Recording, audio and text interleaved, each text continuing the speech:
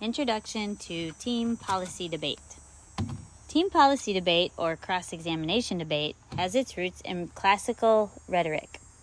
Although the form of debate was not yet established, societies relied on political speech to make decisions in community. The formal structure grew out of debating societies developed in Britain in the 1700s and was refined by American collegiate debating societies from the 19th century, which argued topics of public policy much as we do today. These early debates were sometimes based on policy changes, as in the 1897 debate between Wake Forest and Trinity College. Ought the systems of waterworks, lighting, and streetcars be operated by the city for its people or by private individuals?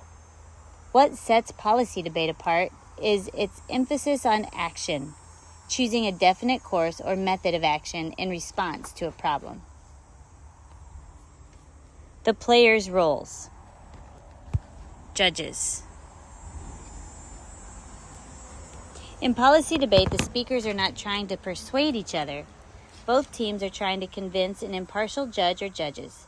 Therefore, students learn to direct their speeches to the judge. This helps the debater argue the resolution rather than attacking the person. During the debate, the judge should take good notes while listening carefully to each speaker.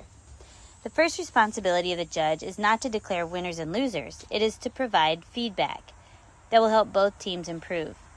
The judge should provide verbal or written assessment of research and evidence, lines of argument, questions and answers, persuasiveness, and public speaking skills. It is not necessary to use a specific competition in judges' forum unless you're preparing students to be competitive. The judges' forums are more often used when persons from outside the group need a form of assessment for a competition. We will not address judges' forums in this book since competitive debate is not the main point of this booklet, and since forums vary by organization. Appendix 3, page 81, contains a sample assessment tool that focuses instead on the skills taught in formal debate. Our policy debate judges should take the same view as our Father in heaven. He is pleased with our best as we take the forms he gives us and fill them with appropriate honoring content. Our assessment should not be used to say, "You were better than he was." Instead, they should inform the students what the judge was persuaded and pleased by and what could be improved. Any students who are not participating in the debate should practice judging too, because each day they must weigh the consequences of their own actions, watch out for snares from others, and one day judge principalities with their brother, or our Savior. Timers. Formal debate is a timed event. Each portion of debate requires a timer. Use the timer role to introduce a new student to the flow of policy debate, or as a specific role if you have an uneven number of students in your debate class. The timer can be a single person or a different person for each side. The timer can be a parent, student, or tutor. Timing is easy to do and simply requires a timer to pay attention to the sequence of speeches. Each part of a debate has a different amount of time, so a timer quickly learns the order of the debate. Often the timer acts as a facilitator of a debate because her job is to make sure the right person is speaking in the right order for the correct amount of time.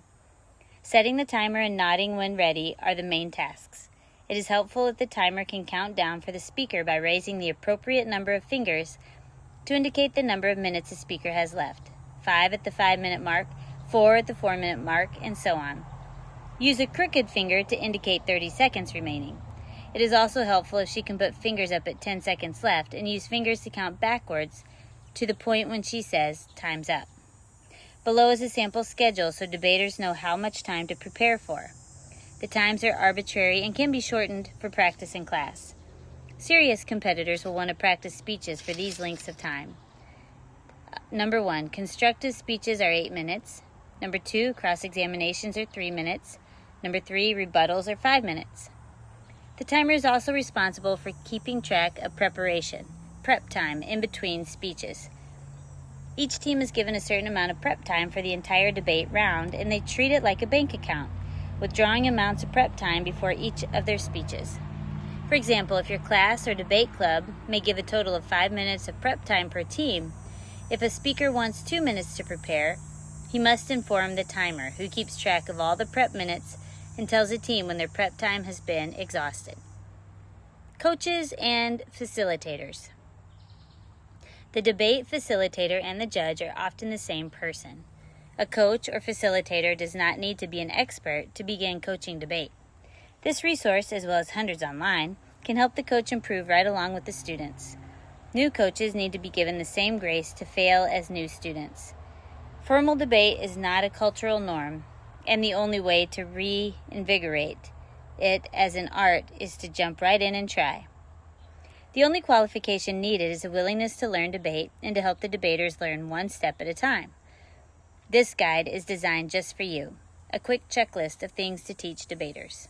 Number 1, introduce yourself and conclude with a reminder of the resolution. 2, think of problems society needs to solve. 3, research who currently tries to solve them and how. 4, think through the benefits of the status quo versus policy changes. 5, stand in front of an audience while making eye contact. 6, find more advanced debate material if you're enjoying debate. In debate clubs and classes, it can be good to alternate between pairing unequally skilled debaters, so one can train the other, and pairing equally skilled debaters, so both can experience success beyond their individual capabilities. For actual debates, try to pair equally skilled teams so both teams can experience some success. A debate facilitator ideally has 4 students or 2 teams of 2 students each. A debate can take 2 hours to complete if you keep to competitive times. This can make it difficult for a facilitator with more students or an uneven number. Below are some suggestions for handling uneven numbers or time constraints. 1, the coach can fill in at practice. 2, one debater can have a week off and be the timer and judge. 3, instead of a 2 versus 2 debate, have a one-on-one policy debate for instructional purposes and to keep all the students engaged. This option is not as effective since the script is for 2 versus 2, but the debaters can at least research, present a case, and cross-examine each other. Create teams of 3 so that a new debater can apprentice with a team that has more experience. 5, shorten each speech time by a minute or more. The form of policy debate provides enough boxes to check off.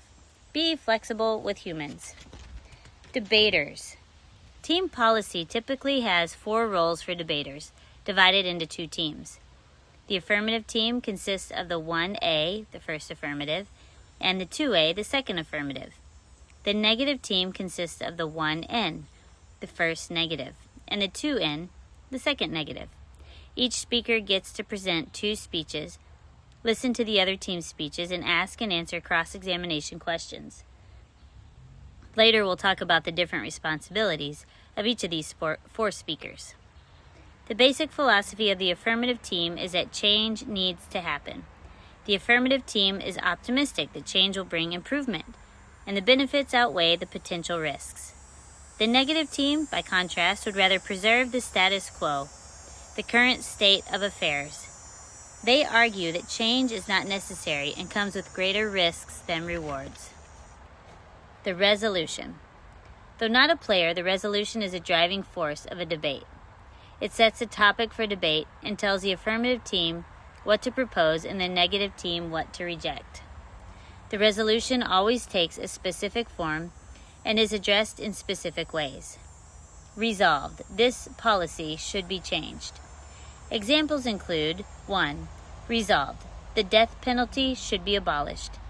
2. Resolved. The United States should reform its policy toward its territories. Number 3. Resolved. The United States should significantly change its immigration policy.